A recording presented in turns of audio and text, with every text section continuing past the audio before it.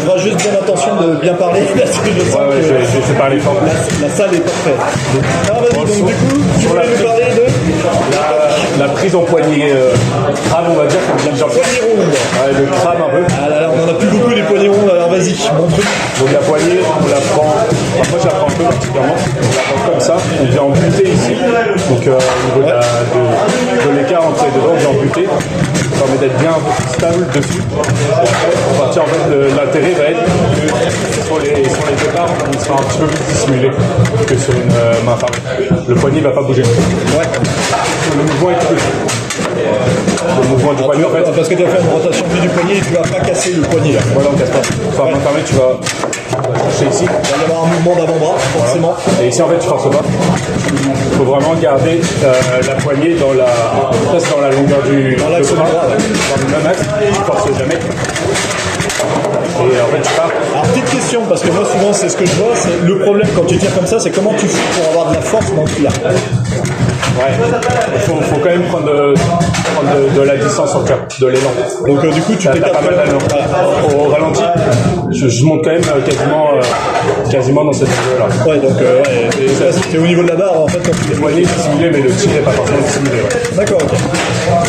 Tu vois, là, je suis monté jusqu'ici. D'accord. Je vais pas pouvoir. Je peux. Ah, mais ok. au niveau de la force, ce sera vraiment. Ouais. Trop de tir en fait. Alors petite question, ça marche que sur des poignées rondes ou tu peux finir aussi des poignées longues comme ça? Non, tu peux les poignées longues. T'as essayé sur les poignées longues? Ouais, parce que j'ai joué, tu connais peut-être Habib Boussaïda. Ouais, Il joue comme ça lui.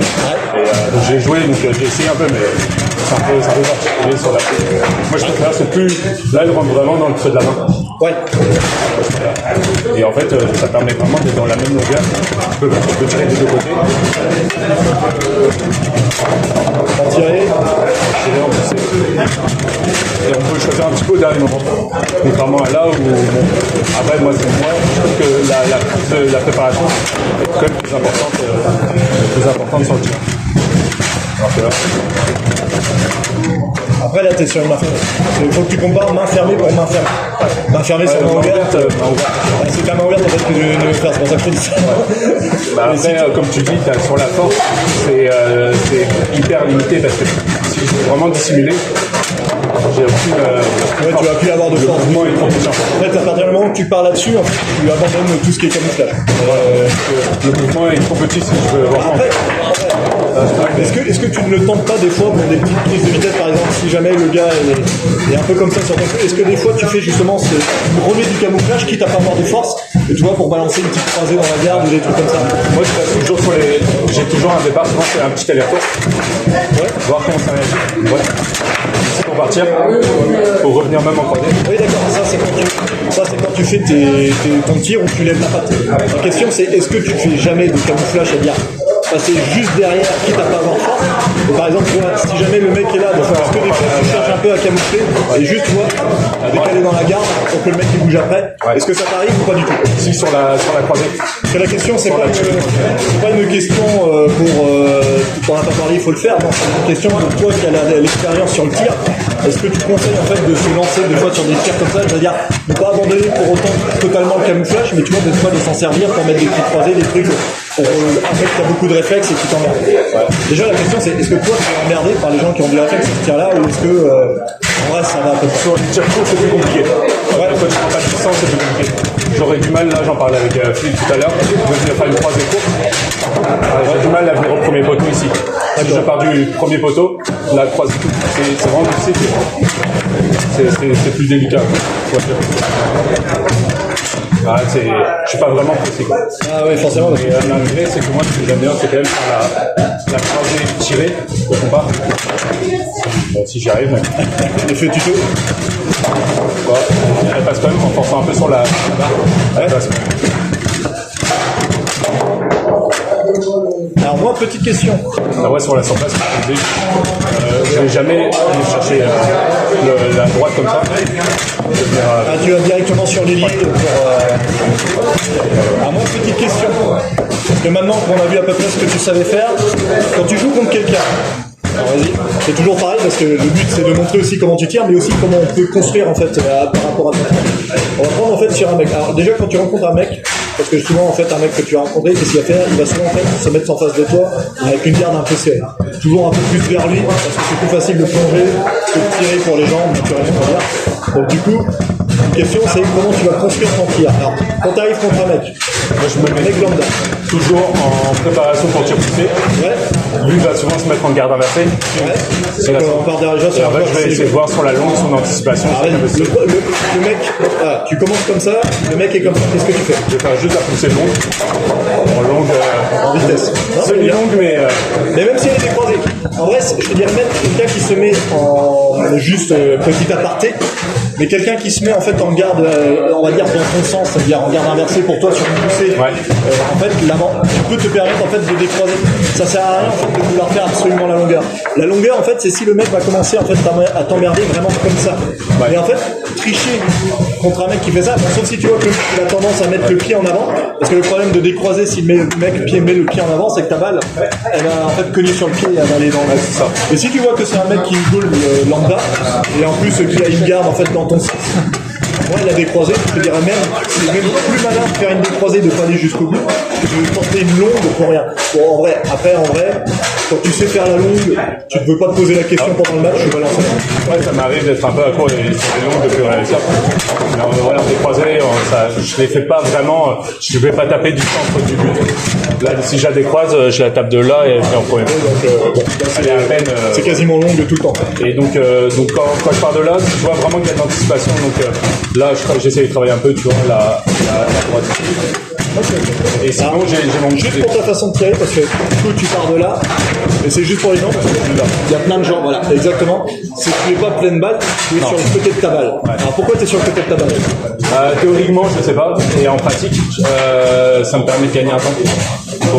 Pour choisir, si j'arrive là, j'ai la possibilité encore de garder la croisée. Alors moi je vais te faire l'expérience plus simple, comme ça tu auras la théorie. Fais ta longue. Là, je vais regarder ça. En fait, ça vient tout simplement du fait que tu roules sur ta balle. En fait, quand tu te mets sur le côté comme ça, en fait, c'est le principe de l'envoi de tout tir. Quand tu veux envoyer sur des longueurs, c'est beaucoup mieux en fait de pouvoir rouler sur l'entièreté de ta balle. Si tu étais pleine balle, j'aurais pu te la mettre pleine balle comme ça, c'est-à-dire pas sur le côté comme ça, mais sur ta balle pleine balle. Tu vas avoir le même problème parce que le problème c'est que tu vas rouler en fait sur très peu de balles et tu vas avoir beaucoup moins d'envoi que si tu avais roulé sur vraiment toute ta balle, où là tu sens que à la fin en fait ça emmène mieux. Comme tu dis aussi, c'est aussi plutôt pratique pour les effets de j'y vais pas, parce que ça te donne plus d'amplitude sur tes appels. Donc effectivement, quand on joue complètement sur le côté comme ça, quel que soit le tir, que ça soit main ouverte, que ça soit main fermée ou c'est tout. Spec pour le jet. En fait tu vas jouer vraiment sur le côté de ta balle parce qu'en fait ça va te faciliter l'envoi. À l'inverse, si tu joues milieu, pour ceux qui jouent milieu de but, là tu vas jouer pleine balle, mais en fait tu vas compenser par ce qu'on appelle le balayage. Parce qu'en fait le balayage, forcément, quand tu arrives là sur ton balayage, pour envoyer de l'autre côté, tu vas pouvoir rouler sur toute ta balle. Ouais, c'est ça. Et les distances sont moindres aussi. Donc du coup, tu n'as plus aussi le problème. Donc toi, du coup, complètement sur le côté. Alors, le mec a compris, tu fais tes longueurs. Ouais, j'ai une alternative que je dis. Donc l'ailier, Si j'arrive à. c'est devant, hein. Laissez le tuto, t'inquiète pas. Au ralenti. Dans l'idée. Ralenti. Les gens comprendront. Et après, sinon, moi, Du coup, si j'aime bien jouer avec les yeux, ça va être vraiment, Si le mec est malin. Ah oui, d'accord. Ça, c'est toujours pour un mec qui va aller il anticipe trop. Ouais, d'accord. Ok. Quand j'ai du mal à venir chercher la droite, en fait, elle avait un peu renvoie sur l'ailier avec- et j'ai la croisée. Alors, est-ce que tu peux expliquer au ralenti? Parce qu'il y a plein de gens qui auront l'impression que tu as fait la même chose que le ici. premier. Donc, le premier, montre bien Tu fais ça. montre au ralenti ce que tu as fait avec la première. Non, ça, c'est la deuxième. Ah, sur la tout droite. Oui, sur la première. La première, quand tu es bien placé. Donc, la première, la balle, bien, ouais. la première, la balle, elle ne bouge pas. Maintenant, la deuxième, c'est La deuxième, je donne un effet. Voilà. En fait, tu vas t'avancer tout doucement, juste pour expliquer aux gens. Tu t'avances pour faire un appel sans lâcher la balle. Pas besoin de faire des appels comme ça sert à rien. Là, c'est pour ça le principe de se mettre en bout de balle, c'est vachement bien. On y va sans lâcher la balle, on revient mais on laisse la balle y aller et on reprend avec l'ailier pour mettre. Pour la brosser, la fouetter un peu. Très bien. Donc maintenant, on est d'accord, tu as ton premier poteau, ton deuxième poteau, ton premier poteau, Et Maintenant, si tu tombes sur un mec malin qui va commencer à écarter un peu, comme on dit. la poussée croisée, donc à fond. Alors du coup, toi, croisé directement. Vas-y. Un peu moins croisé. Ouais.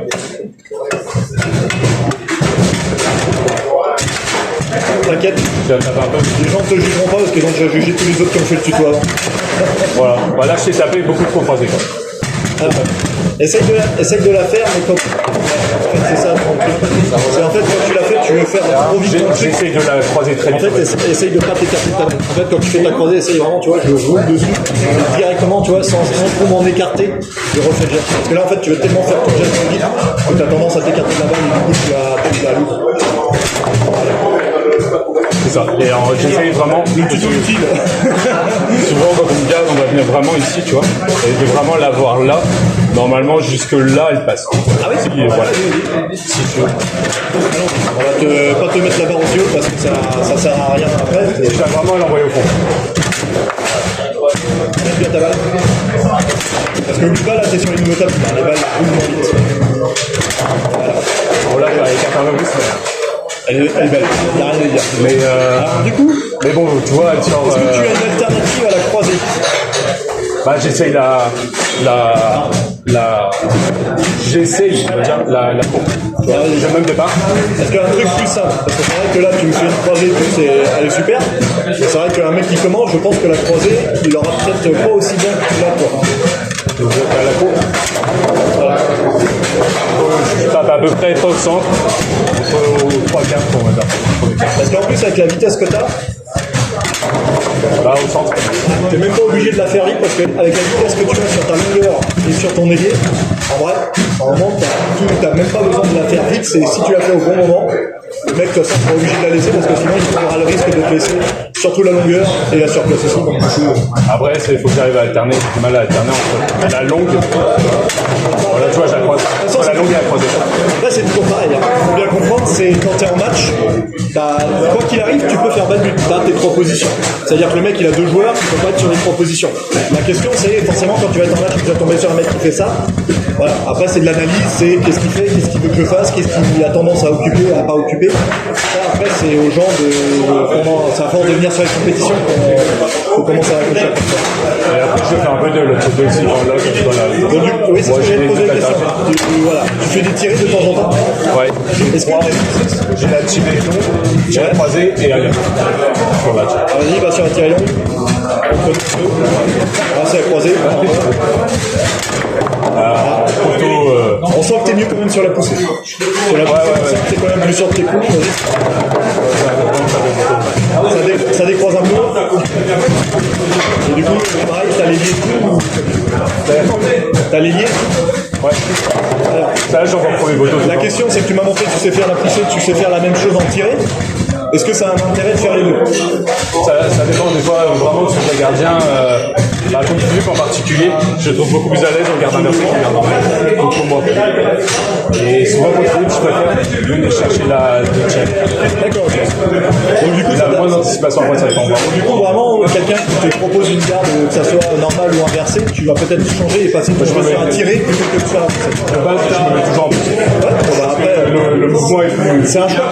Alors c'est un choix qui peut être complexe pour quelqu'un qui veut faire de la compète au niveau parce que forcément ça te tu doubles en fait entre guillemets tes possibilités techniques, donc ça fait ça en plus à réfléchir et surtout à travailler.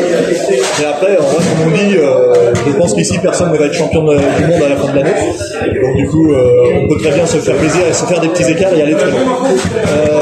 Question, est-ce que tu as des feintes genre aller-retour, des choses comme ça? Sur celle-là, je fais l'aller-retour souvent.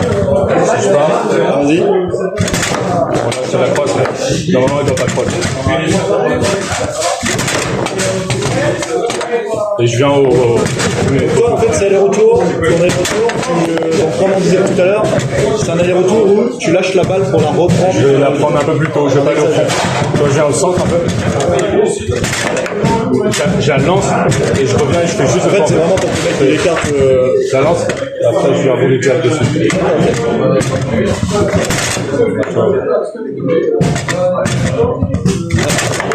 Essaye. Quand tu fais ton aller-retour, en fait, tu l'écrases. Essaye quand tu fais ton aller-retour, envoie, mais quand tu reviens, en fait, essaye de... Hop. En fait, tu fais ça, et après tu renvoies comme ça. Et en fait, quand tu l'as fait là, en fait, c'est ça, tu l'écrases carrément tout en arrière. Essaye quand tu l'écrases, essaye d'écraser un peu plus en diagonale. En fait, tu vas voir. J'écrase parce que j'essaie de revenir vite, en fait. Alors déjà c'est mieux parce qu'elle saute pas. Voilà. Et après l'idée en fait ça va être de régler en fait justement ce moment. En vrai si t'as vraiment du mal, moi je te dirais même toi qui es à l'aise, va jusqu'au bout sur ton envoi. Voilà. Mais en fait j'essaie vraiment de venir au poteau. Après ça c'est à force de buffer. En match ça va. Après c'est la tirée croisée qui est plus dure. Je fais la courbe qui est plus facile. Ouais. Donc toi t'es beaucoup plus sur le... En fait vraiment sur les... J'ai envie de te dire sur les appels, les choses comme ça, tu vas beaucoup plus jouer sur ton ailier où tu envoies ta balle pour faire un peu... Ouais, je joue beaucoup à les balles. Et après le reste tu vas vraiment t'en tenir au plan... Alors moi ce qui est bien pour gagner, c'est sûr. Ok, petite question. Est-ce que tu as un ou deux conseils, toi qui l'as travaillé, pour quelqu'un qui le ferait et qui a un peu plus de mal, pour des choses que toi tu sais qui sont importantes, qui sont peut-être pas... c'est pas le truc que tu vas dire en premier, mais qui sont importantes en fait pour pas faire d'erreurs, genre une tenue de poignet, des petits défauts sur... poignet, c'est un peu particulier. Ouais. Personne ne va faire comme ça. Pourquoi personne va faire comme ça? Parce que moi, si je l'ai choisi, j'ai toujours joué comme ça. Oui. J'essaie même de changer un peu. Mais elle marche. Ouais. T'en as plein d'autres qui l'ont fait et qui n'ont pas du tout ta main fermée comme ça. Et quand tu joues à un certain niveau, la vitesse manque un peu. Je manque quand même un peu de vitesse. Alors, c'est pas forcément un mauvais choix. Et ça fera l'objet d'une disserte sur le clavier foot plus tard. Mais en gros, la vitesse, c'est pas forcément ce qui est le plus important. Si c'est camouflé et tout, en vrai, il n'y a pas de souci. Après, comme on disait, c'est vrai que toi, sur ton tir, comme tu lèves la patte, le camouflage, il est quasiment inexistant. Donc, du coup, effectivement, on voit ton départ. Donc, effectivement, si la vitesse manque un peu, je peux comprendre que tu as des gars qui te voient. Mais sinon, sur les conseils de préparation, de toute façon, la basique prend son temps. Moi, ce que j'aime bien, c'est vraiment prendre tout le temps en attaque. Maintenant, je commence parce qu'avant, je faisais pas. Prendre tout le temps et vraiment essayer de regarder le rythme de la défense. Tu vois, s'il se met comme ça sans bouger, si quand tu vas feinter ici, tu vas bien. Tu vas bien, trop mouvement, tu vas venir comme ça, hésiter à voir si du coup, après, tu t'appelles, tu vois, moi j'aime bien, tu crées un départ, tu barres à fond, tu vas venir à fond, tu vas revenir, tu pars. Ça c'est bien, prendre l'information, c'est-à-dire faire un petit appel pour prendre l'information, pour voir est-ce que le mec il est tendu ou est-ce que le mec il se fout de ma gueule et il lève vraiment le tête. Parce que si on parle vraiment arrêter, il faut vraiment être rapide. Bon, j'ai pas assez de rapidité pour partir vraiment arrêter. Faut que je donne une fausse information avant quand même. Ok. Faut que je casse d'ici là. Bah écoute, ça va bien. On sort bien, finalement. À part niveau précision. Attention qu'il y a des questions. De toute façon, je vois que tout le monde est en train de manger et digérer. Donc... Et bah écoute, très bien. Hop.